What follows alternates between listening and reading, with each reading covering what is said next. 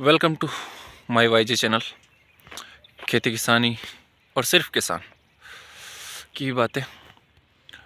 हमारा आज का टॉपिक है किसान पर ही कर्जा क्यों होता है। रील में भी आपने देखा होगा। इसका मेन कारण है किसान खुद।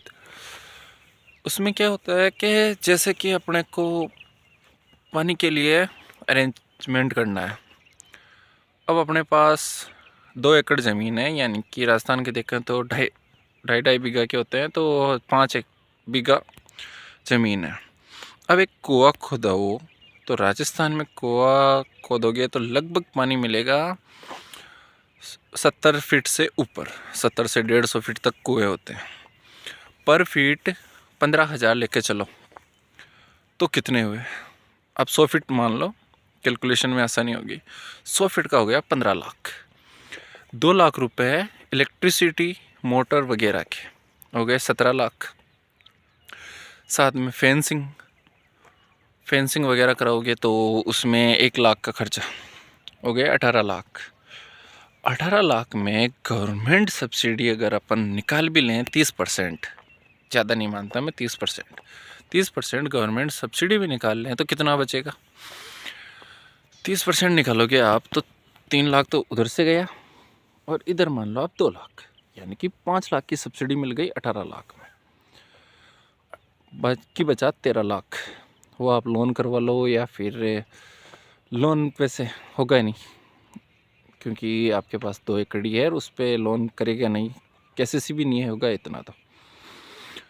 तो अब बचा ऑप्शन किसी साहूकार से ब्याज पर पैसा लेना। वो देगा 2.5% महीने का लेगा ब्याज, यानी कि साल के हो गए 30%। यानी कि मान के चलो 10 लाख का 3 लाख आप हर साल ब्याज दे रहे हो। टोटल था 13 लाख, तो यानी कि 3,30,000 आपको साल का ब्याज देना है।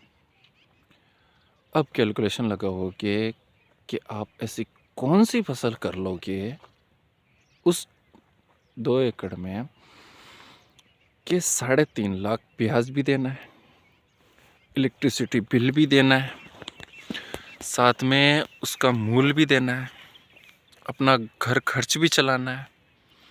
यही प्लानिंग होती है। प्लानिंग ऐसे की जा सकती थी कि अपने पास है 2 एकड़ ज़मीन, अपने पास कोई भी पैसा नहीं है, ज़ीरो अपने पास मनी है, तो हम ऐसा कर सकते थे कि बोरवेल करा ली, 700 फीट बोरवेल करा ली। हाँ, TDS थोड़ा हाई होगा लेकिन पानी हो जाएगा। तो उसके लिए अपन खाद बीज में या पानी टेस्ट करा के वो हो जाता है, ज़्यादातर यही होता है। बोरवेल कराने का खर्चा आया 60,000। इलेक्ट्रिसिटी और मोटर वगैरह अरेंज करने का खर्च आएगा, सिंगल फेस करा लो तो 1 लाख में काम हो जाएगा आपका वो, यानी कि टोटल आपका हो जाएगा 1,60,000। फेंसिंग नॉर्मल करा लो, ये कांटे वाले तार, ये देखो, ये अभी मैं दिखाता हूँ आपको, ये जाली मत लगाओ, तार लगा लो। और ये इस तरह के हमारे यहाँ पर भीलवाड़ा के ये आते हैं पोल, भीलवाड़ा पोल, ये लगा लो। 50,000 में ये काम हो जाएगा, यानी कि कुल मिलाकर 2 लाख का खर्च। अब उसमें आपका ब्याज लग रहा है, कितना लगा, 40,000। और उस खेती पे डिपेंड मत बनो। उसमें जैसे कि आपने गेहूँ बो दिया, गेहूँ भी पूरी प्लानिंग के साथ हाइब्रिड सीड्स वगैरह सब यूज़ करो और दूसरे काम करते रहो, अपना घर खर्च और उस मूल का ब्याज आपको दूसरे सोर्सेस से निकालना पड़ेगा। शुरुआती स्टेज में जो भी पैदावार हो वो उसी फार्म पे अपने को वापस इन्वेस्ट करनी है। जैसे आगे चलकर अपने को ड्रिप में, पॉली हाउस में, ग्रीन हाउस में या डेयरी फार्मिंग वहाँ पे अपन सेट कर सकते हैं। उसके लिए अपने को वो पैसा सेव करना पड़ेगा। ये इस तरह से प्लानिंग की जा सकती है।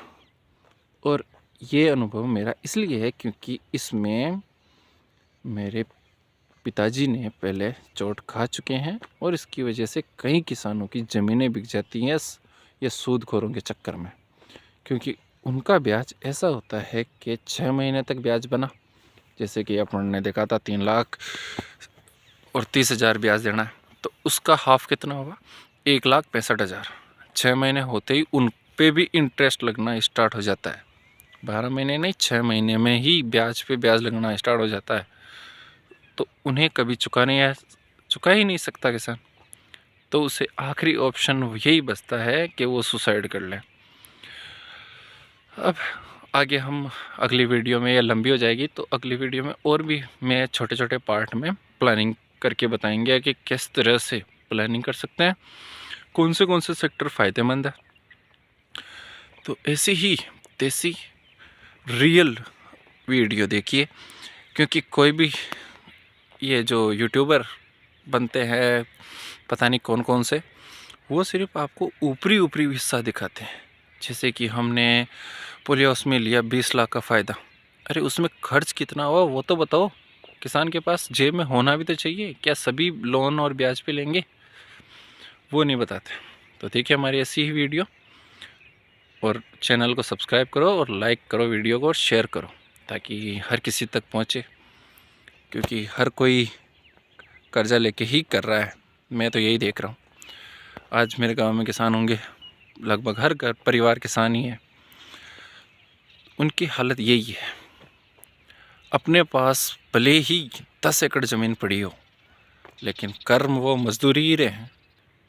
प्रॉफिट क्यों नहीं निकल रहा है उस ज़मीन में से, प्रॉफिट निकालना नहीं जानते।